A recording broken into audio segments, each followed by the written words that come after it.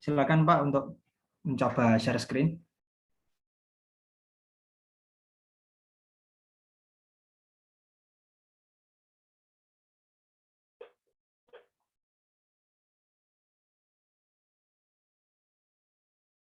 Oh, sudah. Oke, kelihatan, Pak.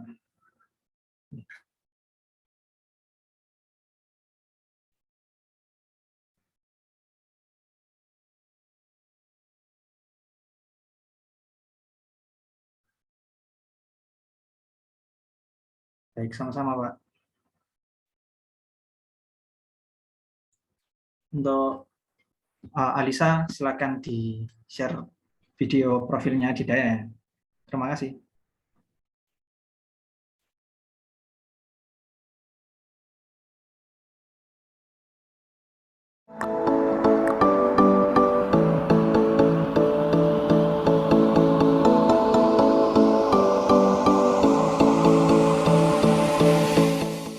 Adidaya initiative promote the safe, affordable, and sustainable renewable energy for the nation's next generation. Provide education about urgency and benefit of renewable energy through social media and other routine activities. Encouraging the use of renewable energy to non-profit work program or devotion and youth action in Indonesia. The non-governmental organization Adidaya Initiative conduct the procurement of this community service program focusing on development of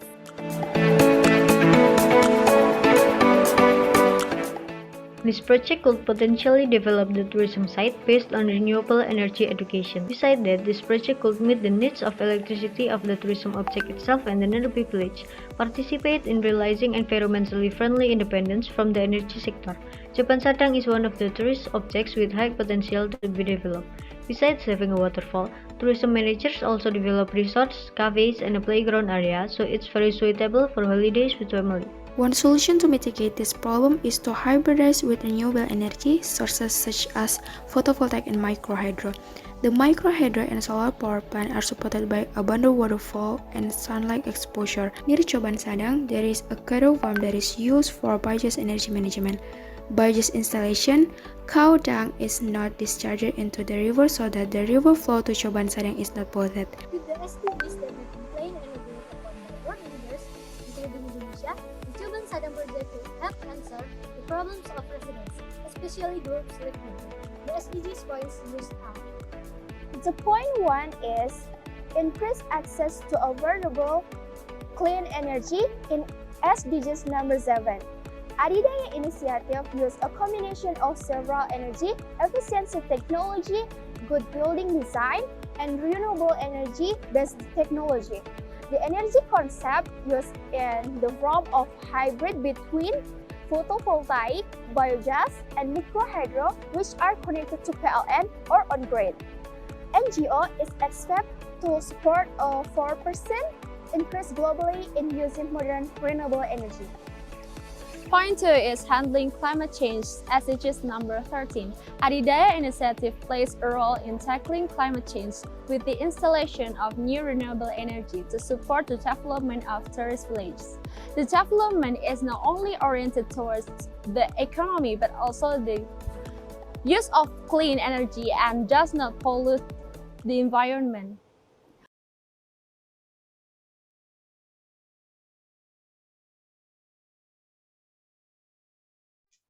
Baik, karena sudah menuju jam 2 waktu Indonesia Barat, saya buka saja ya.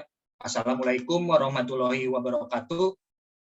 Selamat siang para hadirin dan salam sejahtera untuk kita semua. Perkenalkan, saya Veno Akbar Faturrahman yang akan membantu acara webinar pada siang hari ini.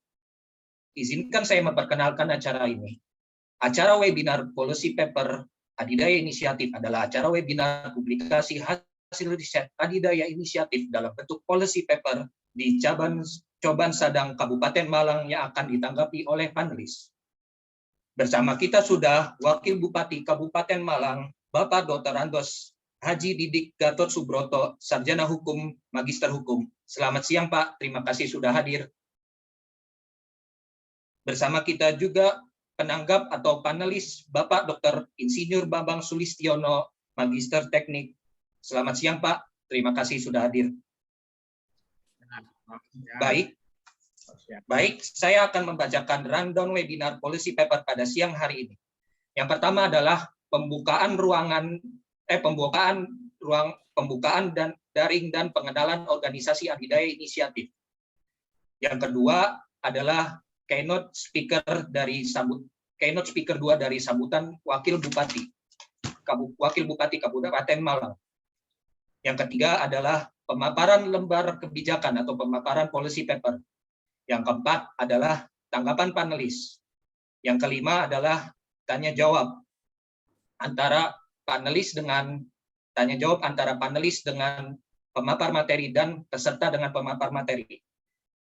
Yang kelima adalah keynote speaker 1 dari Bapak Wakil Gubernur Jawa Timur. Yang terakhir adalah pengambilan dokumentasi dan penutupan. Saya juga akan membacakan tata tertib pada webinar diskusi hari ini, yaitu 1. Peserta wajib mematikan mic saat sambutan dan pemaparan materi berlangsung tanpa izin moderator. Kedua, peserta diharapkan dapat mengikuti seluruh kegiatan sesi webinar policy paper hari ini. Yang ketiga, peserta tidak memberikan pertanyaan kepada panelis, tetapi peserta memberikan pertanyaan kepada pemapar materi. Yang keempat, peserta diberikan kesempatan 2 pertanyaan kepada pemapar materi dan 1 tanggapan di sesi tanya jawab. Yang kelima, peserta dipersilakan untuk dapat bertanya langsung di sesi tanya jawab dengan menekan tombol raise hand dan on mic dan on cam. Yang terakhir, peserta mengisi link absensi saat panitia webinar mengirim link absensi di kolom chat Zoom. Baik, kita langsung saja ke sesi pengenalan organisasi oleh CEO Adidaya Inisiatif, Yusri Bahtiar. Untuk itu, saya persilakan kepada Yusri Bahtiar untuk memperkenalkan organisasi Adidaya Inisiatif. Oke, terima kasih moderator Mas Vino. Baik, Assalamualaikum warahmatullahi wabarakatuh. Yang terhormat Wakil Gubernur Bapak Emil Dardak PhD. Yang terhormat Wakil Bupati Kabupaten Malang Bapak Dr. Andes Haji Didik Gatot Subroto SHMH. Yang terhormat Bapak Dr. Insinyur Bambang Sulistiono MT selaku penanggap di acara kali ini. Yang terhormat Saudara Rizky Agung Nata Utama ST selaku Ketua Tim Panelis Policy Paper Adidaya, dan para hadirin peserta webinar Policy Paper Adidaya Inisiatif yang saya hormati. Alhamdulillahirrahmanirrahim, puji syukur kehadirat Allah Subhanahu wa Ta'ala yang telah memberikan umur dan kesempatan sehingga kita dapat menghadiri acara webinar Policy Paper Adidaya Inisiatif ini. Hadirin sekalian yang saya hormati, perkenalkan, saya Yusri Bahtiar. Di sini saya selaku CEO atau Ketua Umum dari Adidaya Inisiatif. Adidaya Inisiatif ini sendiri adalah organisasi pemuda yang mempromosikan energi baru dan terbarukan langsung ke masyarakat. Salah satu program kerja kami yang tertuang dalam visi misi Adidaya adalah Pilot Project Adidaya. Melalui program ini, Adidaya Inisiatif akan memberikan dampak langsung ke masyarakat tentang edukasi mengenai EBT atau energi terbarukan, bukan sekedar teori dan retorika saja. Namun, kembali lagi, kami menyadari bahwa Adidaya Inisiatif ini adalah organisasi LSM biasa yang memiliki power atau kekuasaan yang sangat terbatas di masyarakat. Inilah mengapa kami mengundang Bapak Wakil Gubernur dan Wakil Bupati Kabupaten Malang hadir di sini untuk meminta dukungan dari Anda sekalian selaku pemangku jabatan agar edukasi energi baru dan terbarukan ini benar-benar memiliki impact yang besar di masyarakat. Dan goal atau tujuan akhirnya nanti dapat meningkatkan persentase EBT di bauran energi nasional, yaitu sekitar 23% di tahun 2025. Hal tersebut tentu akan menguntungkan kedua belah pihak, baik pihak masyarakat maupun pemerintah. Untuk menuju goal besar tersebut, tentu ada effort yang besar juga. Jadi kami menawarkan ada 2 langkah yang kami secara umum. Yang pertama yaitu kami merekomendasikan instalasi wisata berbasis edukasi, energi baru dan terbarukan di Kabupaten Malang. Hal ini akan memperluas dan mempercepat pemahaman masyarakat tentang pentingnya dan kemanfaatan energi baru dan terbarukan di masyarakat untuk masa depan. Karena masyarakat dapat melihat secara langsung manfaatnya. Kemudian yang kedua, kami mendaftarkan Coban Sadang sebagai objek wisata Kabupaten Malang untuk meningkatkan kualitas hidup warga lokal di sekitarnya. Dengan begitu, objek wisata sejenis seperti Coban Sadang akan terus berlanjut eksistensinya dan bisa sama-sama menjaga agar objek wisata tersebut bisa beroperasi dengan baik. Jadi manfaatnya bukan hanya berbentuk energi secara real, namun juga dalam bentuk ekonomi secara tidak langsung. Termasuk juga ada local agent sebagai operator di lokasi. Dan dari langkah-langkah tersebut, setelah terwujud di Coban Sadang, nantinya harapan ke depan akan menjadikan efek domino di objek wisata lain, utamanya di Kabupaten Malang dan di Jawa Timur pada umumnya. Baik, sekian sambutan dari saya. Mohon maaf bila ada salah kata. Wallahul muwaffiq ila aqwamit thoriq. Wassalamualaikum warahmatullahi wabarakatuh. Waalaikumsalam warahmatullahi wabarakatuh. Terima kasih kepada Mas Yusri Bahtiar yang telah memberikan sambutan dan pengenalan organisasi Adidaya Inisiatif. Sesi selanjutnya adalah sambutan dari Wakil Bupati Kabupaten Malang, Bapak Dr. Andes Haji Didik Gatot Subroto, Sarjana Hukum, Magister Hukum. Untuk itu, saya persilakan kepada Bapak Didik Gatot Subroto untuk memberikan sambutannya. Terima kasih. Assalamualaikum warahmatullahi wabarakatuh, Pak Emil Dardak, yang saya hormati, hadir di antara kita, senior kita bersama, Bapak Dr. Isidor Bambang Sulistiono. Selamat siang, Bapak. Kemudian teman-teman dari penulis Adidaya Inisiatif tentunya, dan bersama teman-teman yang lain yang saya hormati, dan tentunya peserta webinar yang saya banggakan. Seperti disampaikan oleh Mas siapa tadi? Yang pertama kali oleh tim Adidaya Inisiatif, Mas Yusri ya. Mas Yusri. Pertama, saya atas nama pemerintah Kabupaten Malang mengapresiasi langkah-langkah positif yang hari ini dilakukan oleh Mas Yusri dan teman-teman melalui Adidaya Inisiatif yang telah melakukan inovasi-inovasi terhadap bagaimana upaya-upaya PLTS dan PLTMH, artinya ini terus dikembangkan gitu ya di dalam rangka mendukung kepariwisataan di Kabupaten Malang. Perlu saya sampaikan, Kabupaten Malang tentunya dengan 33 kecamatan, 378 desa dengan luas kita tidak kurang antara 3.570 km persegi, tentunya menyimpan dengan berbagai sumber daya alam yang cukup luar biasa, utamanya di kepariwisataan. Kita punya gunung, kita punya laut, dan tentunya kita masih punya budaya-budaya yang lain, sektor kepariwisataan, dan ini menurut saya luar biasa apabila bagaimana Adidaya Inisiatif itu banyak memberikan inovasi-inovasi secara khusus dalam rangka mendukung sektor kepariwisataan dengan hal-hal yang hari ini disampaikan. Satu diantaranya adalah pembangkit listrik tenaga surya dan pembangkit listrik tenaga mikrohidro.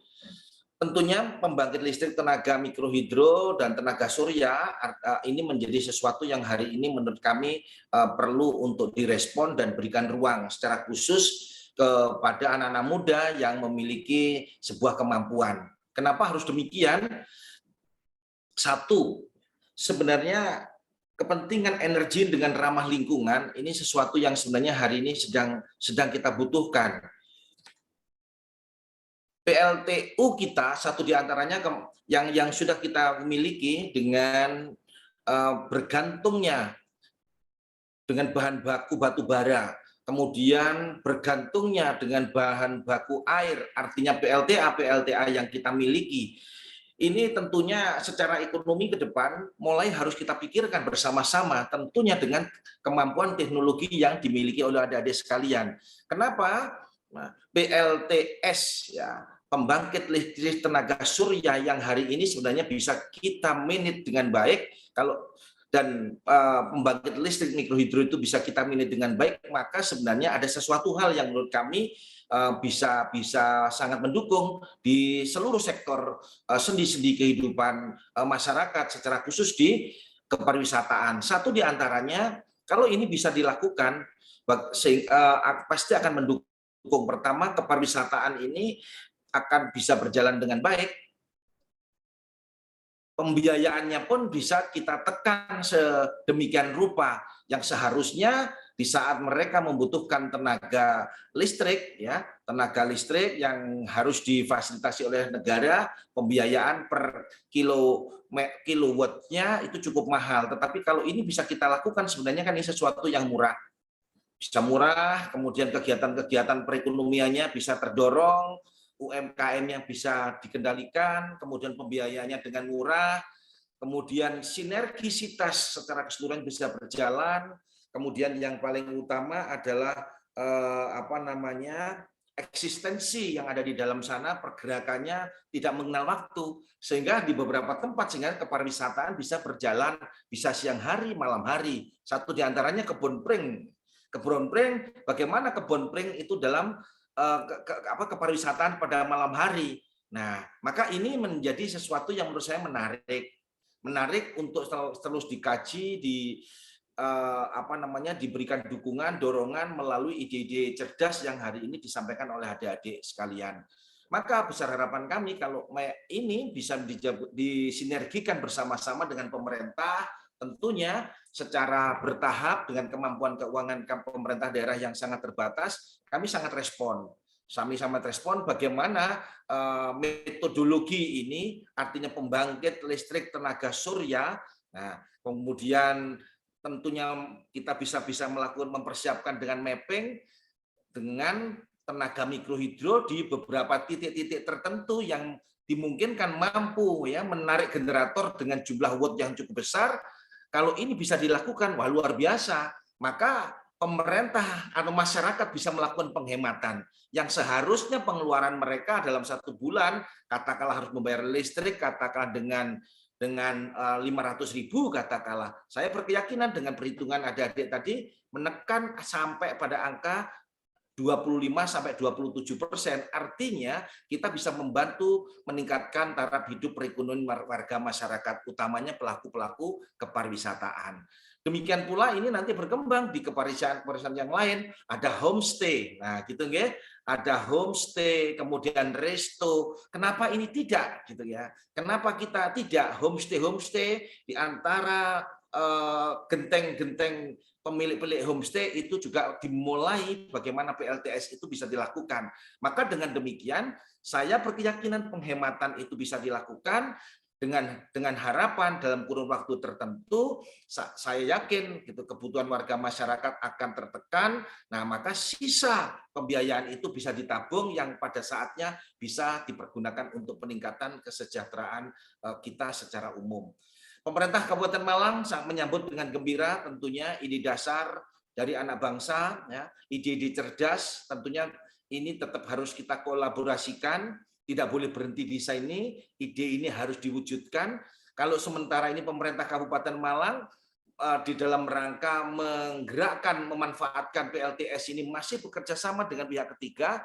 Kalau kita punya putra-putra daerah yang memiliki kemampuan itu, kenapa tidak pemerintah daerah memberikan ruang kepada Mas Yusri dan teman-teman untuk bekerja sama dan menggerakkan baik PLTS maupun PLTMH di Kabupaten Malang sehingga muncul banyak PLTS yang tentunya secara keseluruhan juga nanti akan berpotensi di dalam rangka mengatur sebuah jaringan. Sejauh ini mohon maaf karena saya bukan orang teknik sehingga saya bahasanya dalam konteks saya. Sejauh ini coba kita lihat sahabat-sahabat saya semuanya.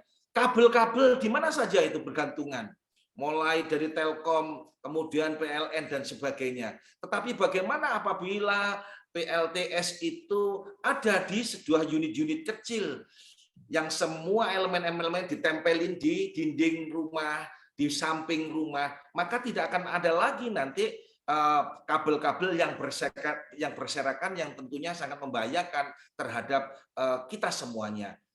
Demikian pula dengan mikrohidro, di saat itu bisa kita kelola dengan baik, maka potensi sumber daya alam, sungai-sungai yang ada di kanan kiri kita itu bisa kita manfaatkan. Satu sisi akan menghasilkan tenaga listrik, tetapi tidak berpengaruh bagaimana pertanian yang ada di sekitarnya nanti akan mendapatkan pasokan yang sebenarnya terukur, dan itu akan memberikan dukungan secara keseluruhannya kepada warga masyarakat.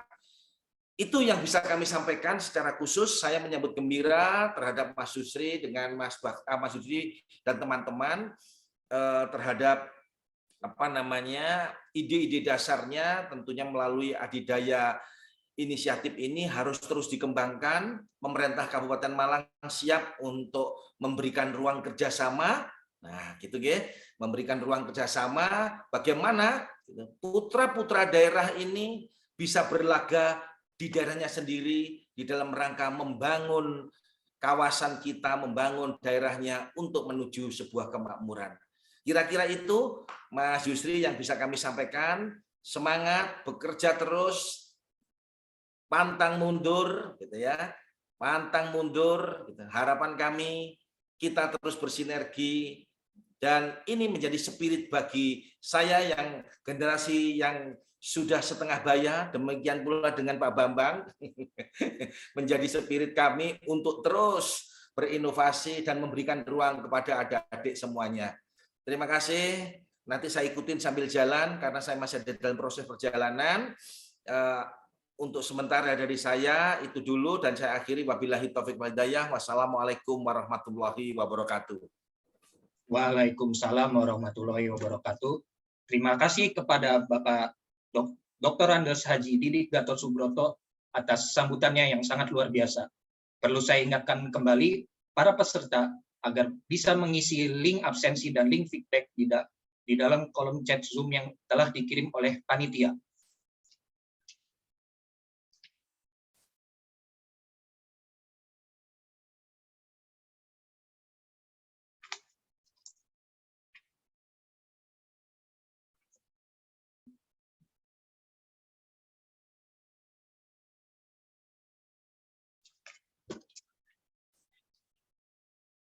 Baik, para hadirin sekalian, kita masuk ke sesi pemaparan hasil policy paper yang dibuat oleh divisi riset adidaya. Saya persilakan kepada pemapar materi dari Mas Rizky Agung selaku perwakilan dari divisi riset adidaya dan Mas Yusri Batiar dari CEO Adidaya Inisiatif untuk menyampaikan policy paper dan atau lembar kebijakan. Saya persilakan kepada Mas Rizky dan Mas Yusri memberikan materi hasil lembar kebijakannya. Ya, terima kasih sebelumnya Saudara Vino atas kesempatan yang diberikan. Bismillahirrahmanirrahim. Assalamualaikum warahmatullahi wabarakatuh. Selamat siang dan salam sejahtera bagi kita semua. Sebelumnya perkenalkan, nama saya Rizky Agung. Jadi pada hari ini kebetulan saya diamanahi untuk bisa mewakili dan menyampaikan policy paper atau naskah kebijakan yang telah tim Adidaya Inisiatif susun. Namun sebelumnya saya juga ingin menyambut dan juga menyapa orang-orang hebat yang berkenan hadir pada acara kita pada siang hari ini, yaitu ada Bapak Emil Dardak selaku Wakil Gubernur Provinsi Jawa Timur, Bapak Didik Gatot Subroto selaku Wakil Bupati Kabupaten Malang, dan juga Bapak Bambang Sulistiono selaku penanggap dari akademisi pada acara kita siang hari ini. Baik, selanjutnya sepertinya akan saya langsung mulai saja pemaparan terkait policy paper yang telah kami susun bertajuk sebelumnya Balik lagi ke bertajuk mendorong instalasi panel surya dan mikrohidro sebagai sarana pengembangan objek wisata di Kabupaten Malang. Baik, next. Pemaparan kali ini akan saya mulai dari penjelasan key takeaways atau ringkasan dari keseluruhan materi yang nantinya akan saya sampaikan terkait policy paper, di mana yang pertama adalah Kabupaten Malang merupakan daerah dengan potensi objek wisata yang menjanjikan, dengan jumlah wisata yang meningkat tiap tahunnya dari 2015 sampai dengan 2019 atau kondisi sebelum pandemi. Yang kedua, salah satu permasalahan utama berbagai objek wisata di Kabupaten Malang yaitu permasalahan kekurangan suplai listrik, utamanya di daerah yang jauh dari wilayah perkotaan, seperti objek wisata Coban Sadang. Kenapa sih kok Coban Sadang ini dari tadi sempat beberapa kali di state atau semacamnya? Karena Coban Sadang ini saat ini sedang dalam pembangunan PLTS dan PLTMH, salah satu proyek dari Adidaya Inisiatif. Oleh karena itu nantinya kami juga akan mempresent tentang studi kasus tentang bagaimana sih proyek PLTS dan PLTMH di Coban Sadang sejauh ini. Yang ketiga, pemenuhan permasalahan kekurangan suplai listrik dapat diselesaikan dengan melakukan penetrasi EBT. Yang di sini kami ingin berfokusnya adalah di instalasi PLTS dan PLTMH di daerah.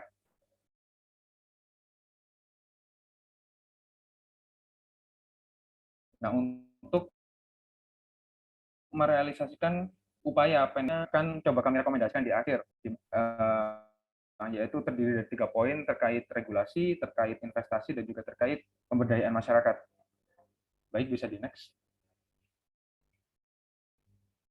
Nah, seperti yang sudah sempat saya sampaikan sebelumnya bahwa objek wisata di Kabupaten Malang itu, sektor pariwisata di Kabupaten Malang merupakan salah satu sektor yang potensial untuk bisa mengenalkan Kabupaten Malang ke masyarakat luas, baik dari domestik maupun mancanegara.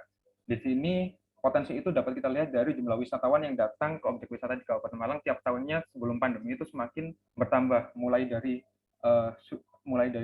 sebanyak kurang lebih 3.500.000 pada tahun 2015 hingga 8 juta pengunjung pada 2019 atau sebelum pandemi. Kita kan mulai pandemi kan di 2019 akhir 2020 awal. Nah, berdasarkan data yang diperoleh dari Dinas Pariwisata dan Kebudayaan Kabupaten Malang, objek wisata total yang ada di Kabupaten Malang itu kurang lebih mencapai 118 objek wisata yang eksis, meliputi 14 air terjun, 13 wisata agro, 27 pemandian atau wisata air, 44 pantai, dan 20 desa wisata. Baik, bisa di next.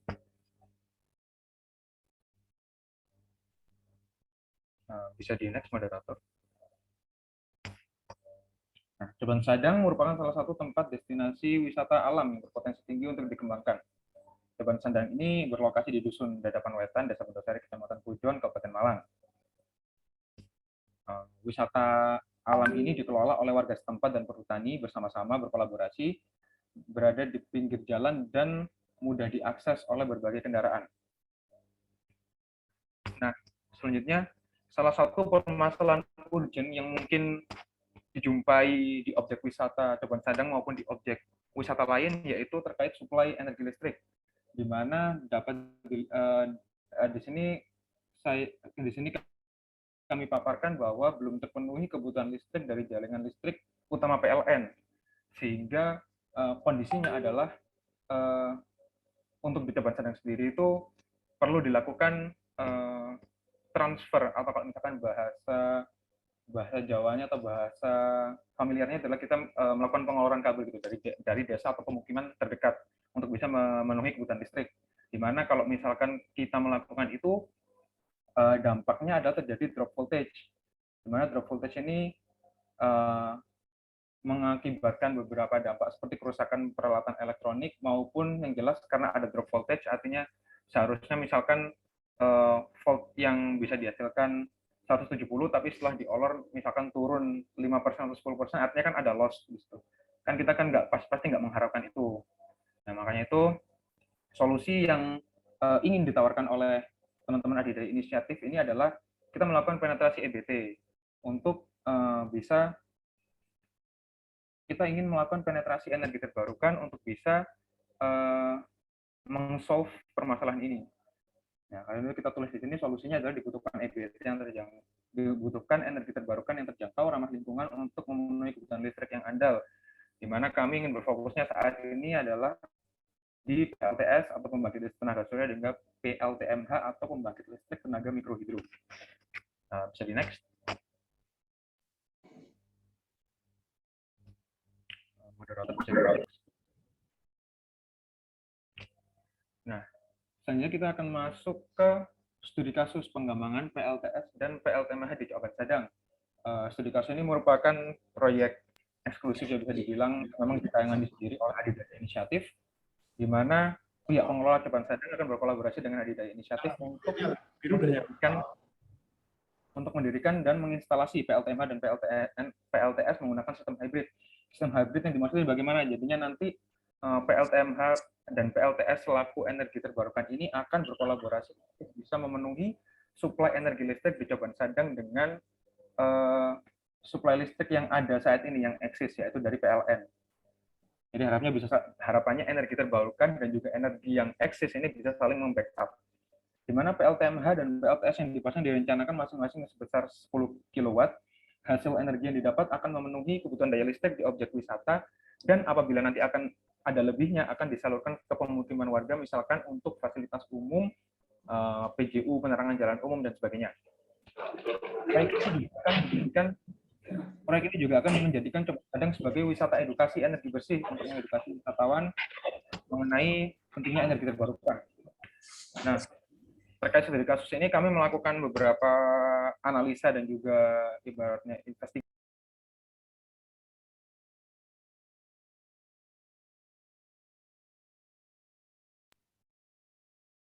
Oke, mohon maaf tadi ada sedikit teknis. Kami melakukan beberapa investigasi. Pertama ada analisa dampak, di mana biasanya analisa dampak yang kami coba analisa ada analisa dampak ekonomi, analisa dampak sosial kemasyarakatan, dan analisa dampak untuk pemerintah.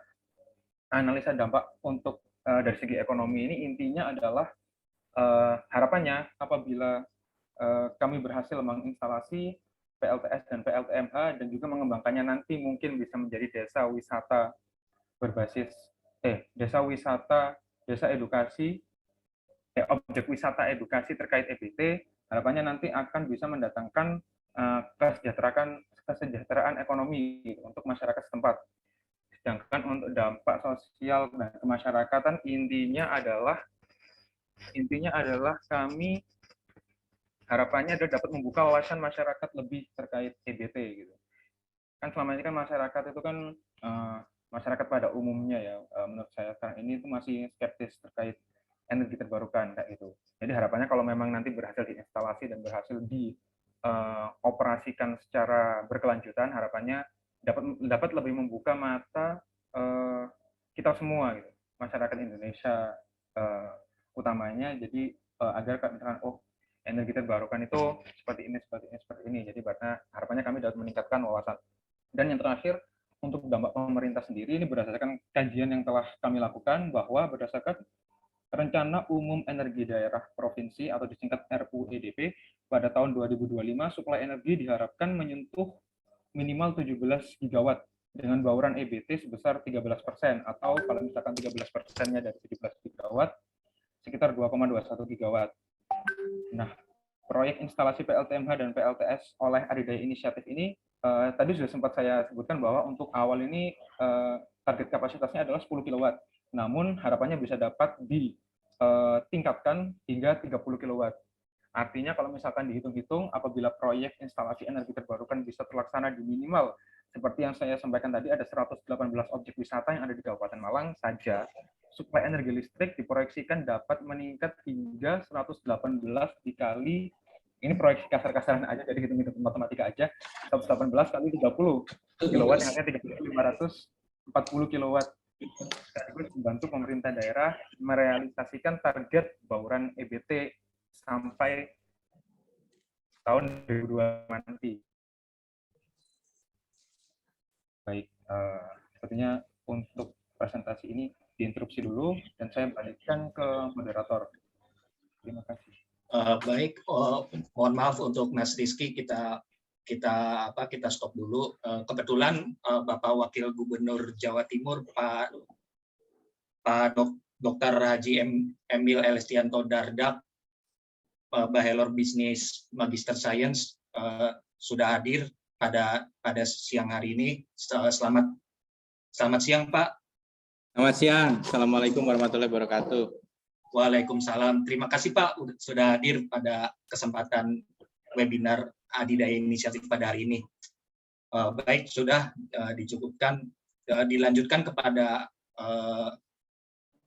kepada Mas Rizky Agung untuk melanjutkan pemaparannya. Terima kasih.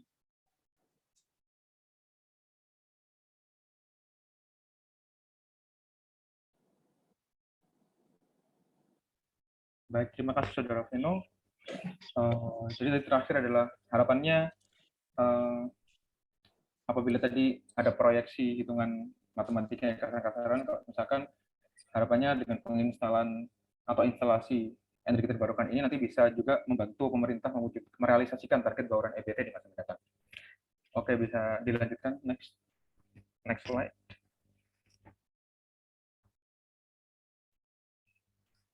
Selanjutnya untuk perencanaan instalasi dan persebaran energi yang pada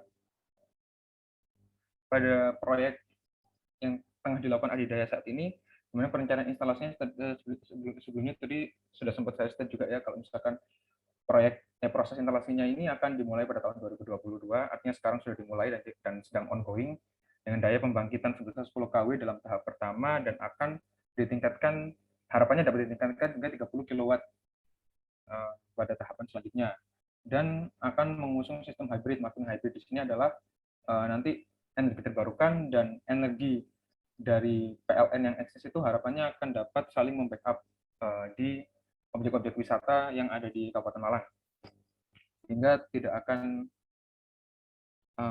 ada kekurangan suplai energi listrik. Persebaran energinya tadi ternyata sudah saya sebutkan sebelumnya. Kalau misalkan ditargetkan untuk awal 10 kW, nantinya harapannya bisa menyentuh 30 kW, dan penggunaan listrik akan digunakan untuk kebutuhan warga meliputi penerangan jalan umum atau PJU, fasilitas umum, dan kebutuhan lainnya. Next. Selanjutnya terkait peran masyarakat peran yang dapat dilakukan masyarakat untuk menunjang dan merealisasikan keberlanjutan dari proyek ini. Yang pertama terkait masyarakat ini nanti dapat menjadi eksekutor atau pelaksana potensi wisata berbasis EBT atau wisata edukasi berbasis EBT. Simpelnya adalah kami berandai-andai kalau semisal wilayah Kabupaten Malang ini bisa menjadi trademark untuk wisata berbasis EBT. Yang jelas tentunya kedepannya mungkin dapat lebih memperkenalkan Kabupaten Malang baik di domestik maupun mancanegara. Selanjutnya peran masyarakat yang lainnya yaitu dapat menjadi local agent untuk dapat mendirikan local agent untuk maintain terus proyek ini. Next. Dan juga masyarakat juga bisa melakukan studi keberlanjutan secara berkala untuk membahas kelayakan dari instalasi PLTS dan PLTMH, dan juga masyarakat harapannya dapat melakukan pengembangan market, artinya tidak hanya wisata edukasi saja, tapi mungkin bisa menjadi wisata-wisata lainnya seperti ada live music dan cafe dan semacamnya. Next. Untuk menutup studi kasus terkait proyek Adidaya Inisiatif di Jaban Sadang, di sini kami melakukan analisa SWOT atau Strength, Weakness, Opportunity, dan Threat. Detailnya mungkin dapat dibaca sendiri. Sebenarnya ini hanya menutup saja. Sebenarnya pembahasan ini sudah saya sampaikan di sebelumnya. Jadi ada Strength, Weakness, dan Opportunity, dan Threat. Mungkin bisa dibaca sebentar. Oke, bisa next aja mungkin. Nah, untuk poin rekomendasi ini akan menutup pemaparan policy paper pada siang hari ini, di mana rekomendasi yang pertama adalah kami ingin merekomendasikan bahwa pemerintah untuk dapat memperbaiki regulasi yang dapat mempermudah instalasi atau akselerasi PLTN, LTS, PLTMH, atau EBT jenis lainnya di Indonesia. Dasar regulasinya contohnya adalah Permen ESDM nomor 49 tahun 2018 dan nomor 12 tahun 2019 yang meregulasi akselerasi instalasi PLTS. Selain itu, pemerintah pusat juga telah aturan lainnya lagi oleh pemerintah pusat, diantaranya adalah UU RI yang meregulasi tentang pemanfaatan sumber daya air untuk pembangkit energi listrik.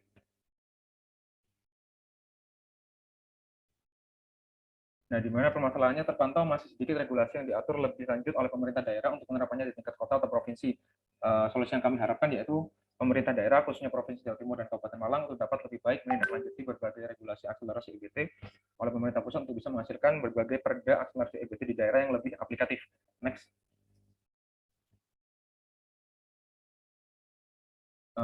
Intinya ini adalah rekomendasi kedua, harapannya kami agar dapat mendapatkan investasi lebih baik dari pemerintah, kalau misalkan pemerintah berarti dapat bisa memberikan insentif fiskal maupun finansial, atau melalui pemaparan-pemaparan seperti ini harapannya ada pihak ketiga atau lainnya yang berminat untuk melakukan investasi atas proyek-proyek yang akan Adidaya Inisiatif kerjakan di masa depan. Next. Ini adalah terkait pemberdayaan masyarakat yang intinya adalah harapannya akan timbul suatu sinergi antara misalkan pemerintah dapat memberikan regulasi yang baik untuk pemberdayaan masyarakat dalam keberlanjutan proyek EBT, terus misalkan juga dengan organisasi-organisasi sekitar untuk bisa bekerja sama menginisiasi local agent, atau misalkan dengan akademisi lainnya untuk melakukan peningkatan atau improvement dari teknologi PLTS dan PLTMH atau jenis sumber energi terbarukan lainnya untuk ke depannya. Oke, sekian presentasi terkait policy paper dari kami. Selanjutnya saya kembalikan lagi ke moderator, Saudara Veno. Terima kasih. Mohon maaf kalau misalkan ada kurang. Baik, terima kasih kepada Mas Rizky selaku perwakilan dari Divisi Riset Adidaya Inisiatif. Pemaparan yang sangat luar biasa terkait potensi-potensi dari proyek-proyek di cabang Sadang Kabupaten Malang ini.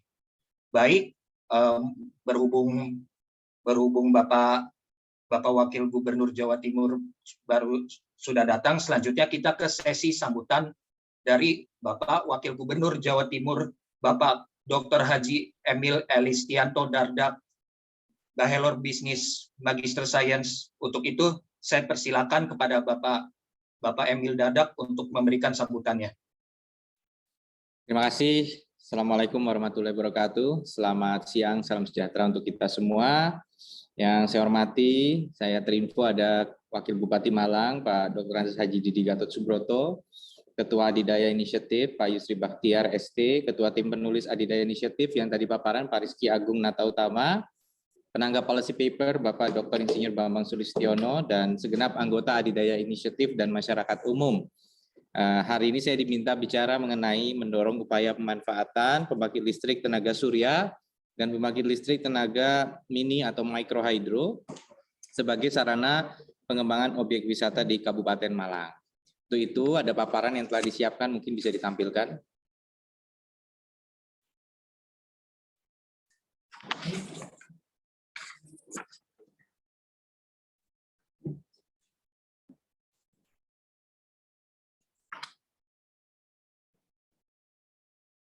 Lanjut. Baik, jadi kita mengacu kepada serangkaian peraturan perundang-undangan yang menjadi landasan untuk merumuskan kebijakan mengenai energi di Jawa Timur. Dari undang-undangnya yang mengenai energi nomor 30 2007, di mana ada rencana umum energi daerah, ya, yang ini kemudian ditetapkan melalui peraturan daerah. Dalam Perpres sendiri juga ada yang disebut sebagai target bauran energi atau energy mix. Nah, energy mix inilah yang diantaranya juga memberikan gambaran mengenai seberapa banyak kita ingin mewujudkan proporsi energi baru dan terbarukan. Termasuk bahkan di gedung-gedung pemerintah diharapkan diutamakan penggunaan dari energi baru dan terbarukan. Yang ketiga adalah Perda mengenai Rencana Umum Energi Daerah. Nah, inilah yang kita terbitkan di tahun 2019 yang lalu. Bu Gubernur dan kami menerbitkan Perda nomor 6 ya tentang RUET. Tentunya ini kesinambungan dari pemerintahan sebelumnya juga, Pak Dekarwo dan Gus Ipul, di mana target kita 17% di tahun 2025 energi terbarukan dan 19,59% di 25 tahun berikutnya. Nah, ini disusul dengan Pergub mengenai juklak dari Rencana Umum Energi Daerah, apa saja rencana kerjanya. Lalu kita juga mengacu ke Permen ESDM nomor 26 tahun 2021 tentang pembangkit listrik tenaga surya atap atau roof solar panel yang terhubung pada jaringan tenaga listrik, di mana ini bisa dilakukan istilahnya sistem ekspor impor sampai dengan 100%, artinya bisa grid connected ya. Lalu ada surat edaran gubernur yang mendorong pemasangan PLTS rooftop untuk gedung pemerintah dan swasta. Jadi kita lihat ini adalah langkah-langkah konkret kita secara kebijakan untuk bisa mendorong, terutamanya kita lihat di sini adalah pembangkit listrik tenaga surya atau fotovoltaik. Lanjut. Nah, berapa banyak sih potensinya? Ya tentu kalau kita ngomong surya ini ya agak-agak limited sebenarnya karena mataharinya terang terus, tapi mungkin mempertimbangkan jumlah luasan dan sebagainya sekitar 10,3 gigawatt. Sedangkan kalau untuk air kita ada 1,6 gigawatt karena memang butuh sungai yang besar-besar kalau mau mendorong massive hydropower ya. Itu. Panas bumi kita lumayan juga ada 1 giga. Kemudian dari total kalau nggak salah se-Indonesia sekitar 27 gigawatt. Ya, kemudian kalau untuk biomass sekitar 3,4 giga. Ya, kemudian untuk tenaga wind power sekitar 7,9 dan istilahnya oceanografi ya atau istilahnya tenaga gelombang laut 1.200 megawatt atau 1,2 gigawatt. Sedangkan untuk bahan bakar minyak nabati ini yang terpasang 552 megawatt, bioenergi masih 0,1 megawatt ya. Lanjut. Nah, ini beberapa pembangunan PLTS ada di 6 lokasi tahun lalu, ada yang di kepulauan ini ya, Pulau Gili Noko dan sebagainya. Lalu di tahun 2022 ini di Kabupaten Sumeneb ada lebih banyak lagi, kita lihat ya. Ada sekitar 20 kurang lebih ini ya yang akan dipasang. Masing-masing potensi pelanggannya bisa berkisar 100 sampai 200-an rumah. Ini bahkan ada di Pulau Saur itu pelanggannya 700 rumah. Totalnya semua sekitar 8.434 rumah yang mengakses pembangkit listrik tenaga surya. Lanjut.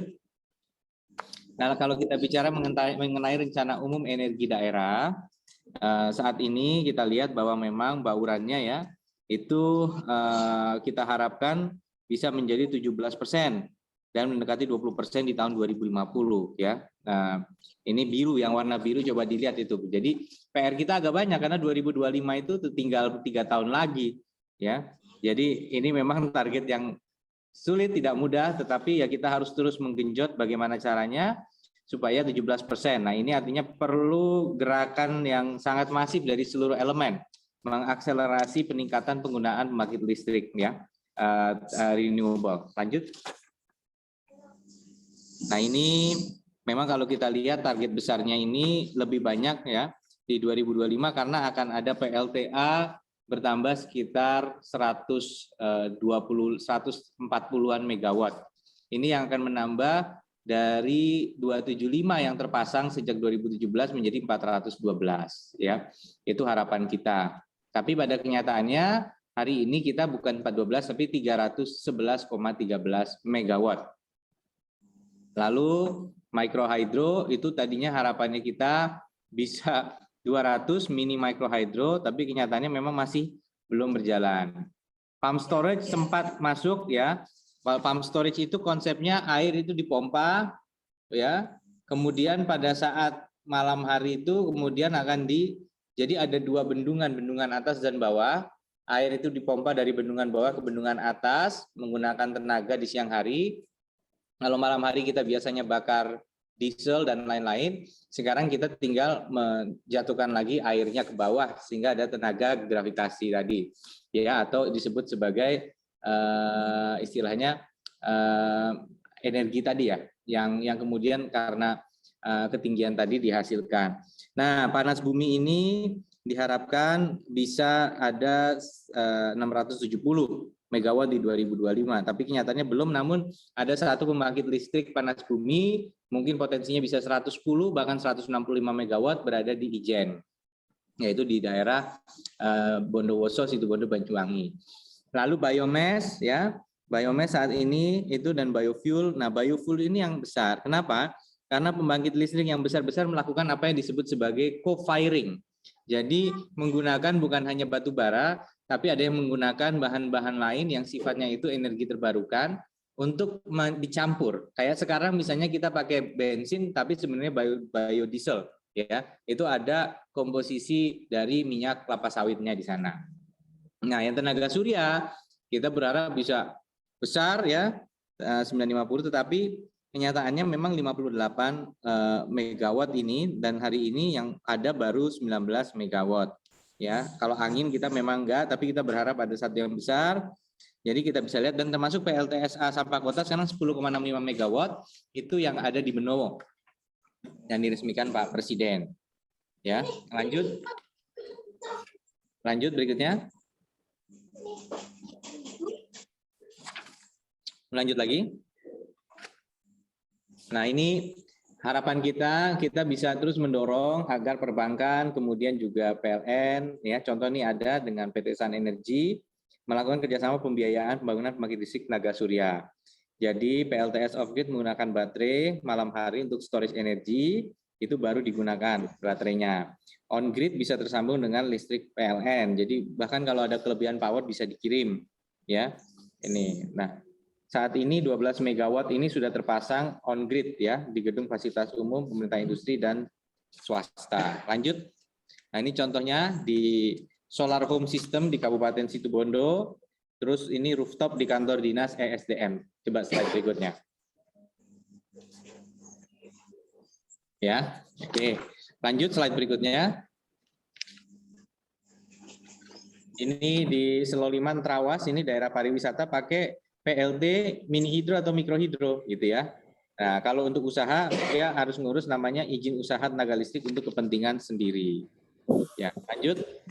Nah, ini dengan sumber biaya APBD ya, ada mikrohidro yang dipasang, biasanya kapasitasnya masing-masing di bawah 100 kW, melayani sekitar nggak nyampe 100 KK.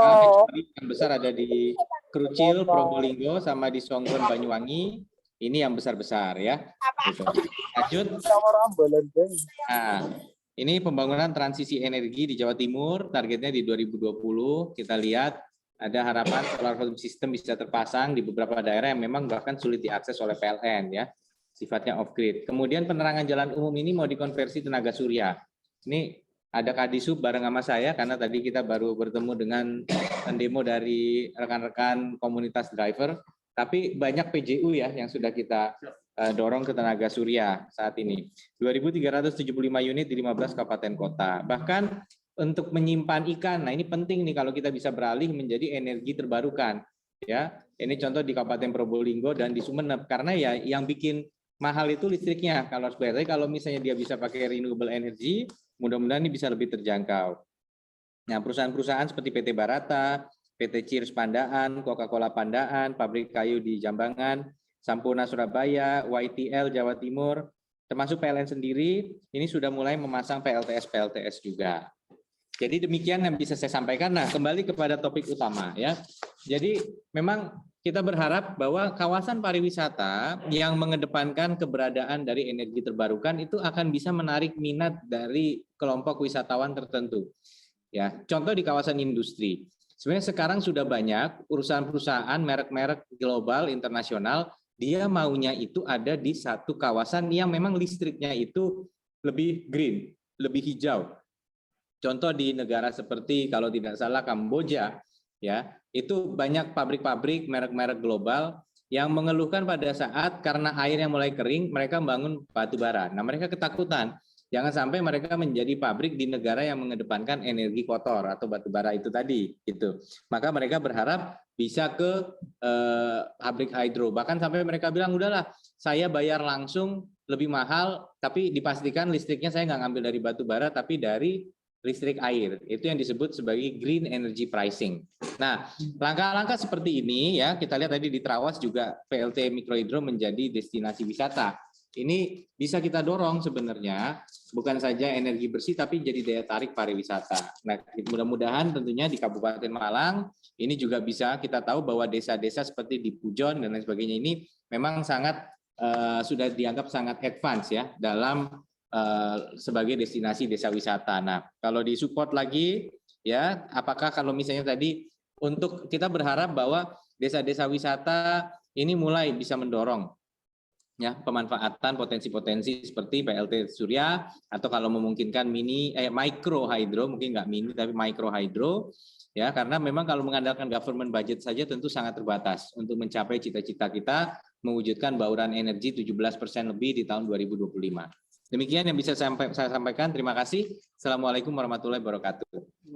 Waalaikumsalam warahmatullahi wabarakatuh. Terima kasih kepada Bapak Wakil Gubernur Jawa Timur, Bapak Emil Dardak, atas sambutan dan pemaparan materi potensi energi terbarukan di Jawa Timur, sangat luar biasa.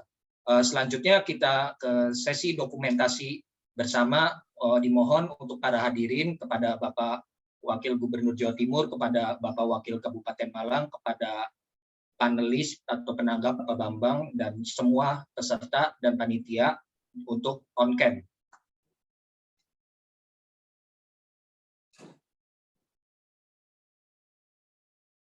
Masih belum ada yang on-cam ya, ayo on-cam semuanya.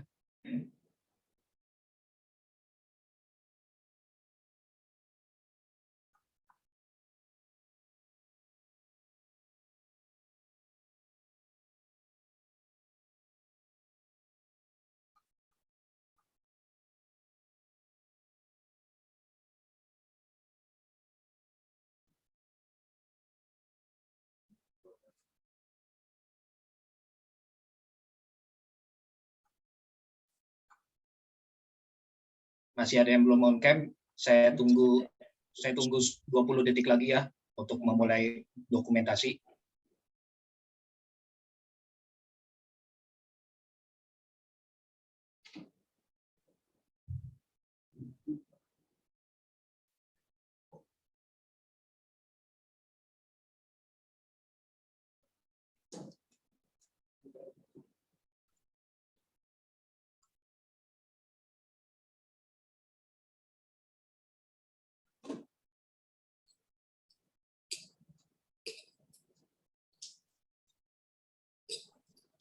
Baik, sudah bisa dimulai untuk dokumentasi. Operator, apakah sudah siap? Baik, akan saya hitung 1, 2, 3. Satu lagi. 2, 3. Sudah, Mas. Sudah, Kak? Oh, sudah. Baik, terima kasih kepada para hadirin semuanya.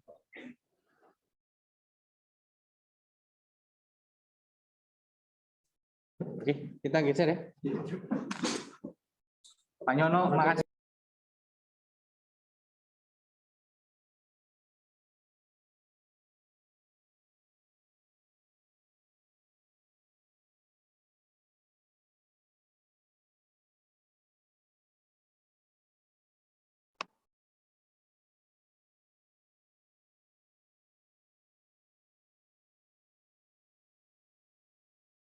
Baik, mohon maaf kesalahan teknis. Selanjutnya kita memasuki sesi tanggapan yang akan ditanggapi oleh Bapak Dr. Insinyur Bambang Sulistiono, Magister Teknik.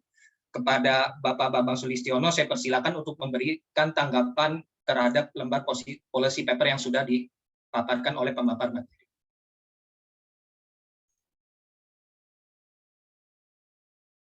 Ya, saya mulai dengan Assalamualaikum warahmatullahi wabarakatuh. Saya berbangga sekali dengan tenaga-tenaga muda ini, di mana mendapat respon yang bagus dari Bapak Wakil Gubernur, Bapak Emil Dardak, kemudian juga pada Wakil Bupati Bapak Didik menarik untuk kita bahas. Sebenarnya dari saya juga terus terang sudah langsung terjun mengikuti adik-adik ini, di mana sebelum kita melakukan suatu prosesi pemasangan-pemasangan, itu kita melakukan survei, di mana survei itu kita ketemukan adanya drop voltage atau voltase yang menurun dari seharusnya. Jadi kita ketemukan seharusnya untuk PLN itu kan tekanan atau voltasenya itu 220. Setelah kita ukur, ketemunya 176. Nah, ini sangat mengkhawatirkan untuk segala peralatan kelistrikannya. Jadi tidak bisa optimal dan kemudian akan sering terjadi adanya komponen-komponen kelistrikan yang terbakar. Untuk itu, maka menarik apabila dilakukan suatu pengembangan dengan proses EBT ya. Di mana proses EBT ini yang sedang in atau sedang naik daun adalah pertama proses pembangkit listrik tenaga surya. Install daripada tenaga surya sebenarnya tidak terlalu lama, cukup kurang lebih 1 minggu sudah bisa kita operasikan. Nah, yang agak lama memang di sini adalah mengatur posisi supaya sinar matahari ini optimal mengenai panel-panel suryanya. Nah, itu yang penting, sebab efektivitas sinar surya ini mulai sekitar jam 8, 7, 8 pagi, itu sampai menjelang pukul 13 atau 14 siang. Sehingga arah panel ini harus diarahkan ke sana. Ini juga perlu kita tinjau, ya, jadi tidak asal pasang saja, sebab nanti kalau panel surya ini tertutup oleh adanya pohon atau segala macam, tidak berfungsi dengan bagus. Yang kedua, ini pembangkit listrik tenaga mikrohidro. Jadi, kebetulan saya adalah orang teknik ya, menekuni di bidang ini, di mana mikrohidro itu ada bermacam-macam. Yang pertama, yang jenis langsung atau prosesinya air terjun langsung menimpa pada turbin berputar, terjadilah perputaran yang bisa menimbulkan suatu energi listrik. Ini efisiensinya sangat rendah karena bentuknya seperti kincir. Yang kedua, ini adalah jenis reaksi. Jadi reaksi itu air masuk dulu, baru menggerakkan komponen turbinnya. Ini lebih simpel, lebih kecil, tapi membutuhkan suatu desain atau perancangan yang cukup rumit. Karena semua sesuatu yang berputar itu perlu balance. Balance itu artinya supaya tidak terjadi adanya kerusakan pada dindingnya. Nah, bagi adik-adik semua, saya sangat berharap ada kerjasama. Kita sudah kerjasama. Kebetulan saya ada di lingkungan pendidikan. Mari kita galang semuanya. Dan ini sangat menarik sekali, sehingga kalau untuk tenaga surya bisa segera terpasang, tentunya kalau ada dananya, itu aja. Tetapi kalau tenaga mikrohidro pasti harus berkaitan dengan musim. Ada musim hujan dan ada musim kering, di mana ketersediaan air harus diperhitungkan. Tadi saya mengutip pendapat dari Bapak Wakil Gubernur, di mana airnya jangan sampai kemana-mana. Maksudnya di sini adalah jangan sampai mengganggu petani. Jadi nanti petani dapat listrik, tetapi airnya tidak dapat, yaitu tidak mungkin. Jadi harus kita sinkronkan supaya berjalan dengan baik. Model-model banyak sekali, dan kami sudah diskusi. Di Malang ini cukup banyak sekali air terjun, banyak sekali sungai-sungai yang cukup besar.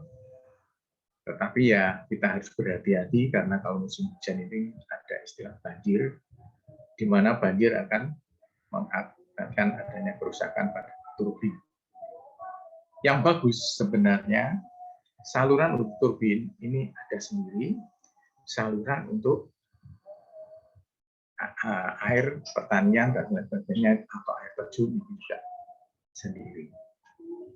Yang terakhir yang bisa saya sampaikan, saya sudah kerjasama dengan adik-adik ini, terutama di Depan Sadang. Ada sesuatu yang menarik. Ini untuk peningkatan biogas ya, di Desa Bendosari, di atasnya Alas Pujon atau Depan Sadang, terdapat kurang lebih 100 peternak sapi. Nah, ini setelah kita hitung-hitung, ini sangat banyak menghasilkan namanya biogas. Kita tidak perlu untuk teknologi pedesaan itu teknologi yang tinggi-tinggi sampai segala macam, tidak perlu.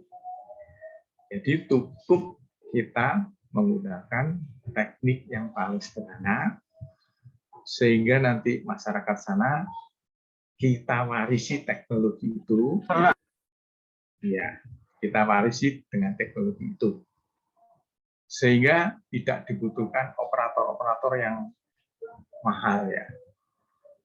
Nah khusus untuk biogas ini reng-rengannya 4 ekor sapi itu bisa mengisi 1 drum galon yang cukup besar yang biasa dipakai untuk penyimpanan air.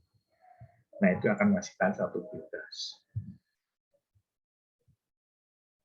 Ya, itu yang bisa saya tanggapi. Semoga Tani mangan durungan suka durungan apa? Nyawani kudunane sing batiri mana aja nyong dewekan nomor Irfan. Oh, Irfan lagi hidronya tinggal. Semoga apa yang bisa saya sampaikan ini menarik.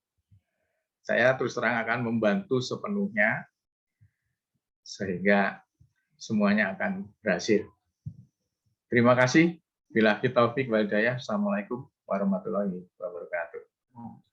Waalaikumsalam warahmatullahi wabarakatuh. Terima kasih kepada Bapak Bambang atas tanggapannya yang sangat luar biasa, yang sudah mencerahkan kita semua.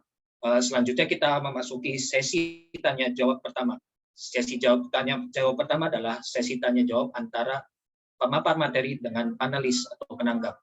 Saya persilakan kepada Mas Rizky Agung sekaligus perwakilan dari Divisi Riset Adidaya Inisiatif. Saya persilakan.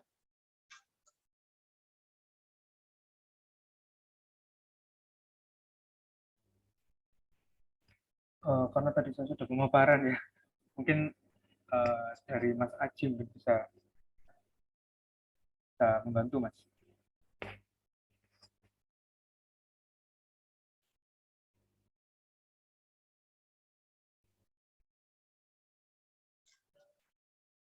Halo Mas Haji. Ya, terima kasih. Terima kasih waktunya. Ini apa namanya?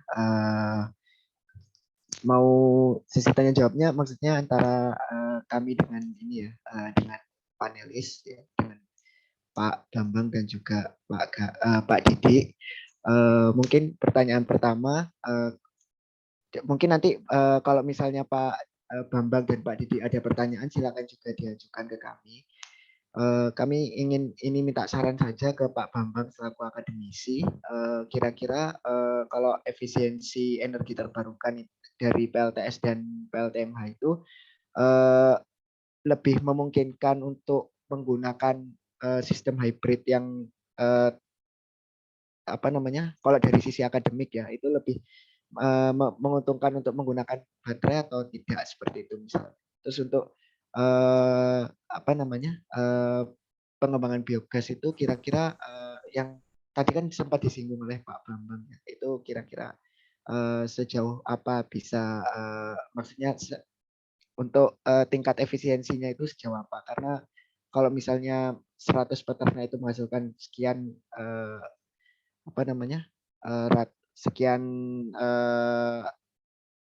ampas dari ternak sapi itu, kira-kira itu apakah akan efisien untuk membangkitkan tenaga listrik atau menghasilkan gas ya, menghasilkan gas di desa itu. Mungkin untuk Pak Didi izin bertanya, kira-kira sejauh ini program dari Kabupaten Malang apakah sudah ada untuk inisiasi akselerasi energi terbarukan seperti yang dipaparkan dari Pak Wagub tadi? Mungkin itu saja. Terima kasih. Ya, terima kasih kepada Mas Aji. Pertanyaannya intinya tentang apa potensi biogas di Kabupaten Malang itu efisiensinya itu seperti apa, Pak? Jadi Bapak mohon untuk dijawab Pak pertanyaannya, Pak. Untuk Pak Bambang, saya persilakan. Terima kasih ya. Ini perhitungan kasar ya. Sebenarnya kalau biogas itu menarik. Karena apa? Sapi itu tidak ada yang terbuang. Mulai daging segala macam itu nggak ada yang terbuang. Sak kotoran-kotorannya. Ya. Nah, hitungan yang paling sederhana sebenarnya kalau mau kita coba, Anda tahu namanya jerigen daripada plastik ya, jerigen yang biasanya untuk mengangkut air, itu kita coba dengan kotoran sapi, ini kurang lebih dua kotoran sapi yang besar. Maaf ya, ini 2 kotoran sapi yang besar. Dalam bahasa hebatnya teletong gitu ya, yang besar. Nah, kita isi cuma separuhnya saja. Separuh daripada volume si kotoran sapi ini. Volume jerigen. Kita tunggu kurang lebih 3-4 hari. Itu sudah akan menghasilkan gas. Nah, menariknya di sini, semakin kotoran itu bau, itu semakin biogasnya tinggi. Maaf aja ya, barangkali ada yang gila atau gimana ya, mudah-mudahan enggak sana ya. Itu. Nah, kalau ini kita perbesar, artinya kita menggunakan semacam, Anda kalau tahu di rumah-rumah tuh ada drum-drum yang besar, yang kuning-kuning warnanya itu, sekitar 1000 liter. Nah, itu bisa dipakai untuk penampungan. Saya ada desainnya, kemudian nanti akan kita praktekkan. Kita isi tentunya separuh. Dengan separuh isi daripada 1000 liter ini, menghasilkan cukup gas buat masak. Yang aneh lagi dari segi kotoran sapi ini, kalau sudah gasnya habis, ini kotoran sapinya ini bisa dibuat semacam pupuk organik. Bagusnya kenapa? Karena dia sudah tidak mengandung gas, sehingga tidak panas, alias tidak bau. Nah, ini kalau kita buat sebagai pupuk, wah, jos Mas kalau dalam bahasa daerahnya. Gitu. Nah, tentunya di sini ada kriteria untuk kotoran sapi. Yang satu, kalau sapi perah itu beda dengan sapi yang dipakai untuk daging. Kotorannya beda. Jadi yang bagus beneran kotoran sapi untuk sapi perah. Ini lebih kesep, kalau dalam bahasa daerahnya itu lebih padat. Kira-kira itu gambarannya. Sementara kalau detailnya mari kita coba. Gimana? Sudah cukup? Baik Pak, sebelumnya Bapak apakah saya mau bertanya Pak, apakah Bapak ada pertanyaan seputar tadi lembar kebijakan yang tadi sudah dipaparkan gitu? Apakah ada pertanyaan kira-kira apa yang kurang secara ini? Ya, sudahlah. Saya pikir saya sudah cukup puas dengan gambaran tadi, sudah cukup jelas. Memang banyak contoh-contoh. Jadi kalau untuk mikrohidro segala macam itu ada di Bonpring seperti kata Pak Didik tadi ya, Pak Didik Wabuk. Itu jenis kincir air. Kemudian di Wagir juga ada. Nah, memang kalau kincir air ini bikinnya gampang sekali, Mas. Jadi tidak perlu teknologi membuat semacam waduk-waduk yang bagus segala macam, tidak perlu. Cuman pokok ada aliran, kita pasang, kincir jalan sudah.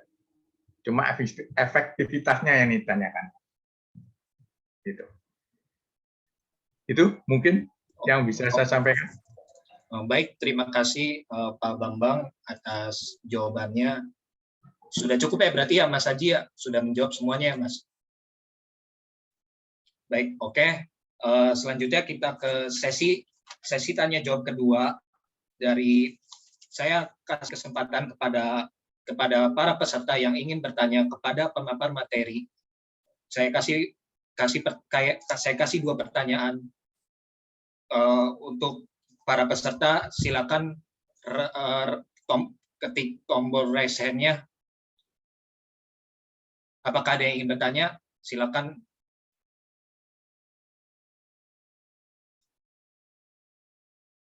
Untuk 2 pertanyaannya.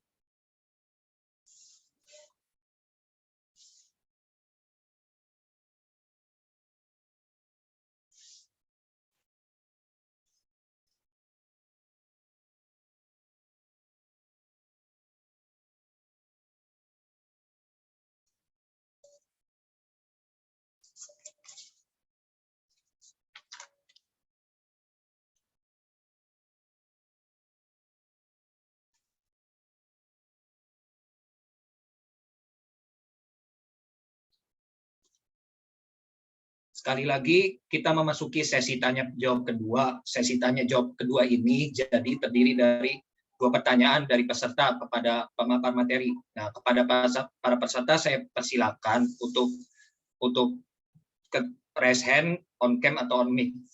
Saya persilakan 2 penanya. Baik, ada Fatma Indriani.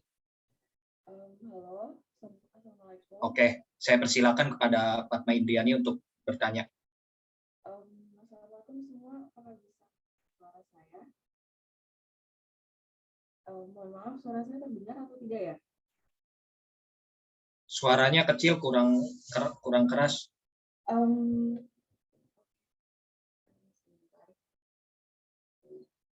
Mungkin bisa ke penanya selanjutnya dulu, soalnya saya mau ganti audio sebentar.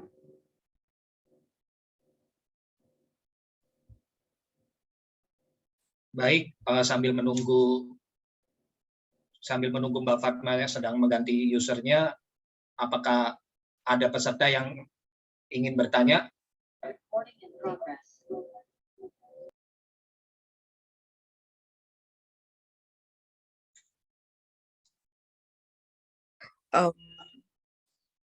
Halo, Assalamualaikum.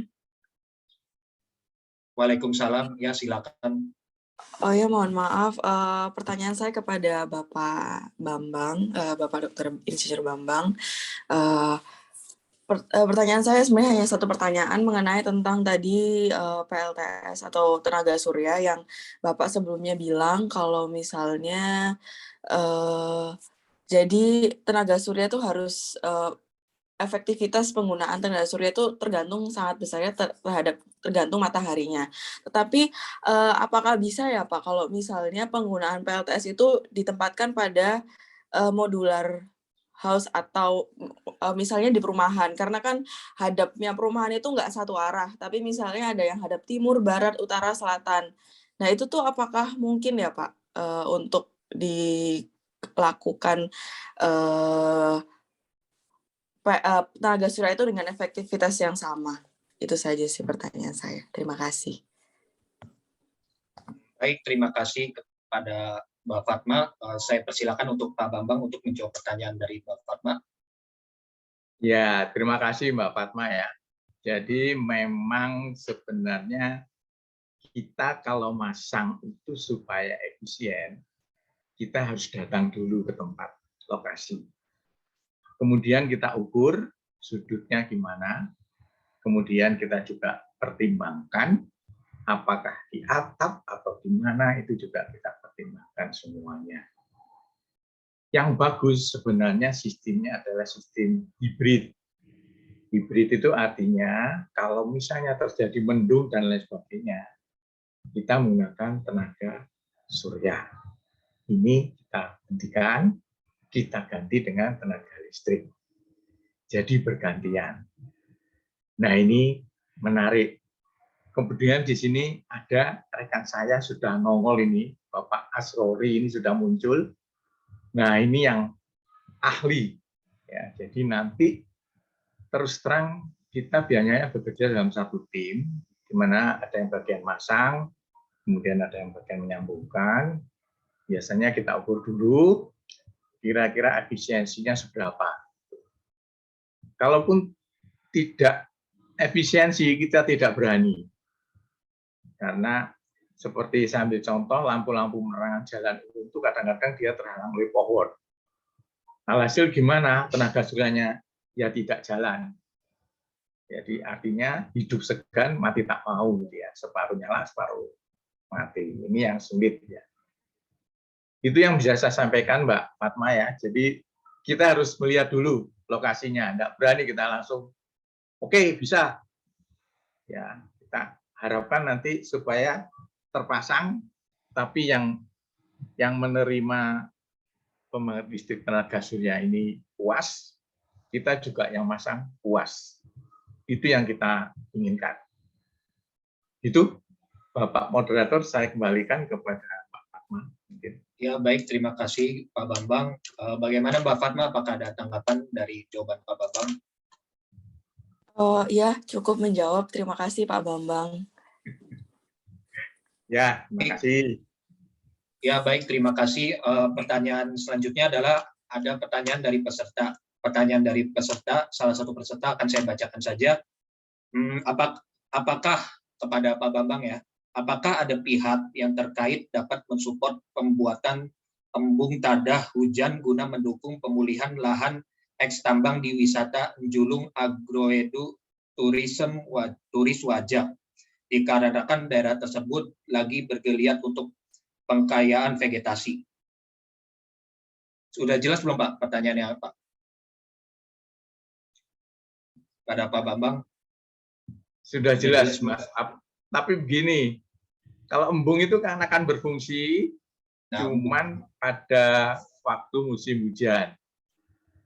Nah, kita khawatirkan pada waktu musim kering, dia tidak berfungsi. Kalau hujan, itu berarti kan airnya cukup banyak. Nah, ini bisa kita lihat. Makanya dalam prosesi pembangkit listrik tenaga mikrohidro, itu diharapkan investasi atau penyelidikan untuk maksudnya kita melakukan survei itu harus dalam tempo yang cukup lama, jadi kurang lebih setahun. Jadi ada kondisi basah dan ada kondisi kering. Nah, yang bagus sekarang ini embung yang terjadi di Bonpring, Mas. Bonpring itu sekitar Turen, itu sudah jadi, tetapi mikrohidronya sederhana saja, alias dia menggunakan kincir. Nah, nanti kalau memang debit air yang ada itu cukup, kita bisa mengoperasikan dengan turbin-turbin yang lain yang lebih bagus. Kuncinya di debit air, Mas. Debit air sama ketinggian. Kalau untuk pembangkit listrik mikrohidro. Itu Mas, mungkin yang bisa saya jawab. Baik, terima kasih. Baik, terima kasih Pak Bambang. Selanjutnya ada pertanyaan satu lagi dari peserta. Saya bacakan saja. Melihat banyaknya PLTS dan PLTMH yang tidak terawat, maka apakah perlu tim teknis khusus pada area pariwisata yang terpasang PLTS atau PLTMH untuk memaintenance apakah ada kesalahan teknis maupun kerusakan kecil. Ini pertanyaannya kepada Pak Bambang dan kepada pemapar materi. Nah, pada Pak Bambang dulu, silakan untuk menjawab. Terima kasih, pertanyaan yang bagus. Jadi kita merupakan satu tim, Mas. Terus terang kami adalah ada di Politeknik Negeri Malang ya. Saya harapkan kita tidak memberikan pembangkit listrik tenaga surya ini begitu saja. Kita menyiapkan pelatihan. Mohon dicatat, kita menyiapkan pelatihan. Tujuannya melatih operator yang ada di daerah setempat. Supaya nanti kalau alat ini memang sudah berfungsi, tidak percuma, alias cuman jalan dalam tempo 1 bulan, itu rasanya mustahil ya. Nah, ini memang kita memberikan pelatihan, mana mungkin yang perlu disambung, ini mungkin koneksinya gimana, dan lain sebagainya. Itu pasti kami berikan. Nah, cuman ini harus kita kerjasama, dalam bahasa hebatnya, ini adalah non-teknis ya. Jadi kita melakukan suatu sosialisasi kepada masyarakat setempat. Ini yang penting memang. Sebab percuma kalau cuma kita masang kok itu percuma. Karena tidak terawat. Oke, mungkin begitu yang bisa saya jawab. Silakan. Baik, baik untuk pemapar materi, apakah ada yang ingin menjawab? Oke, Mas Rizky, saya persilakan. Ya, terima kasih. Benar sebenarnya tadi yang sudah disampaikan oleh Bapak Bambang. Intinya adalah sinergi dari entah itu akademisi atau itu dari masyarakat setempat juga, terus dari pemerintah juga, tentunya sinergi ini yang dibutuhkan. Jadi benar tadi disosialisasi, selain disosialisasi nanti juga mungkin ada follow up juga gitu. Dari mungkin ya sekarang konkretnya adalah sekarang ini yang ingin menginisiasi salah satu pihaknya adalah Adidaya Inisiatif. Oleh karena itu ya mungkin bisa dari kami sendiri Adidaya Inisiatif, atau kalau misalkan dari kawan-kawan energi di sini semua yang masih stay, yang misalkan tertarik untuk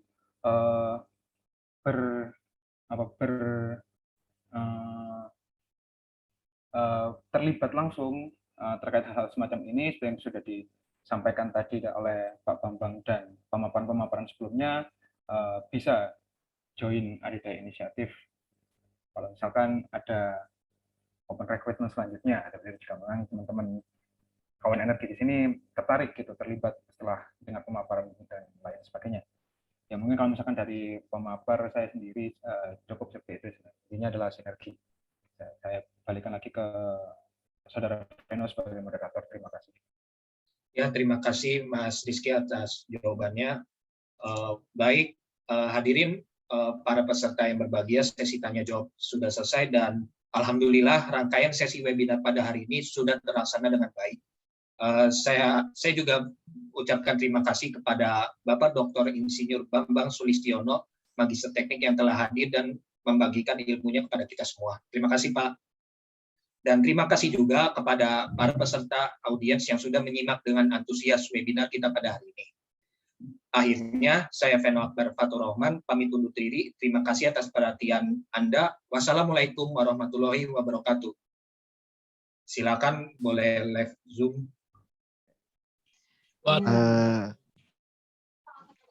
Sekedar untuk teman-teman semua yang tadi bertanya soal materinya, kami akan membagikan materi via media sosial Adidaya Inisiatif, serta nanti juga kami akan mengirimkan linknya melalui email dari peserta yang sudah terdaftar di formulir pendaftaran.